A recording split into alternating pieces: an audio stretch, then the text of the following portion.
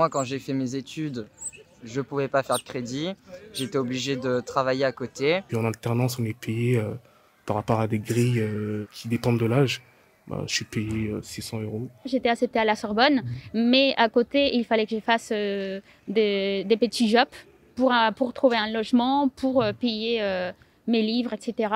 Je l'ai fait, j'ai essayé pendant 3 ans, mais c'était vraiment dur de travailler en tant que serveuse ou à la caisse pendant tous les week-ends. Je suis en train de finir mes études et à côté de ça, je travaille comme vacataire dans une bibliothèque universitaire à Lyon. J'arrivais en cours épuisé, j'avais la plupart du temps même pas mangé et du coup je pouvais même pas suivre le cours. Pourquoi aujourd'hui j'ai pas fini mes études à la Sorbonne? C'est parce que justement travailler à côté les week-ends dans un endroit où c'est pas forcément c'est ce que je veux faire plus tard, ça m'a empêché de continuer.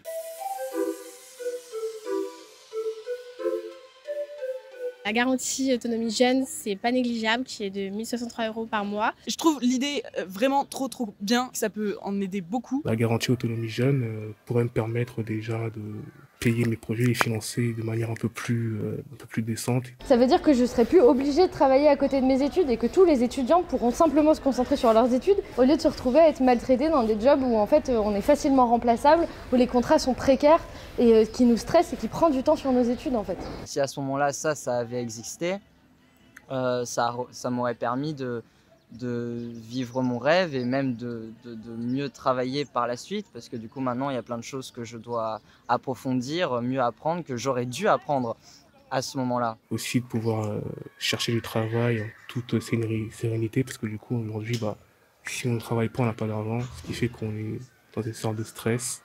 Et cette aide-là, franchement, ça pourrait aider, même motiver aux jeunes de vouloir faire ces études. On pense aux jeunes qui sont en province par exemple, le fait d'avoir des études qui permettent d'avoir un salaire, derrière on peut s'acheter une petite voiture, un petit scooter, n'importe quoi, parce que pour pallier au manque de transport en commun sur place. Non franchement, idée de ouf.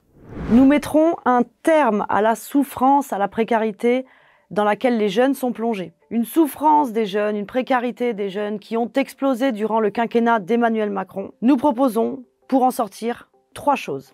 D'abord, la garantie d'autonomie. Plus un jeune ne vivra avec moins de 1 063 € par mois, 1 063 € qui est le seuil de pauvreté. Cette garantie d'autonomie sera accessible à partir de 18 ans pour les étudiants qui sont en formation dans l'enseignement général et à partir de 16 ans pour les jeunes qui sont dans l'enseignement professionnel. Deuxième mesure, la construction massive de logements étudiants. Nous construirons 15 000 logements étudiants par an. Je vous rappelle que Emmanuel Macron avait proposé de construire 60 000 logements sur toute la mandature. On n'en a pas vu la moitié.